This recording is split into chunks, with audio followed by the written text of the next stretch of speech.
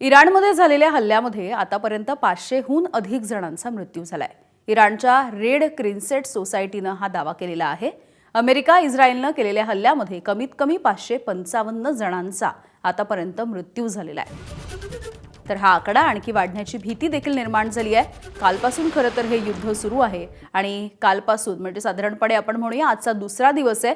या 2 दिवसांमध्ये 500हून अधिक जणांचा मृत्यू झालाय।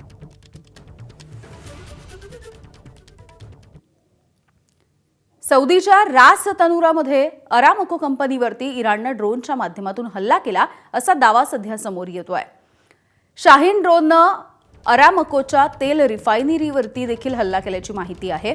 ड्रोनच्या हल्ल्यानंतर तेल रिफायनरीमध्ये स्फोट झाला आणि प्रचंड आग लागली। अरामको रिफायनरीवरती केलेल्या हल्ल्यामुळे युरोपातल्या तेल पुरवठ्यावरती आता मोठा परिणाम होणार आहे। मोठं नुकसान देखील सहन करावं लागणार आहे। मात्र सौदीनं हे सगळे दावे फेटाळलेले आहेत। असा कोणताही हल्ला करण्यात आलेला नसल्याचं सध्या सांगण्यात येतं आहे।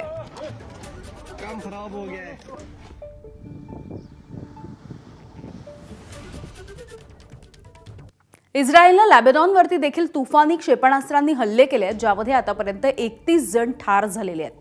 लेबनॉनच्या आरोग्य मंत्रालयानं या संदर्भातली माहिती दिली आहे। सकाळी लेबनॉनने इस्रायलवरती ड्रोननं अटॅक केले होते। लेबनॉनच्या ड्रोन हल्ल्यामध्ये अनेक इस्रायली जखमी देखील झाले। लेबनॉनच्या ड्रोन हल्ल्यांना इस्रायलनं खतरनाक असं प्रत्युत्तर द्यायला सुरुवात केली आहे।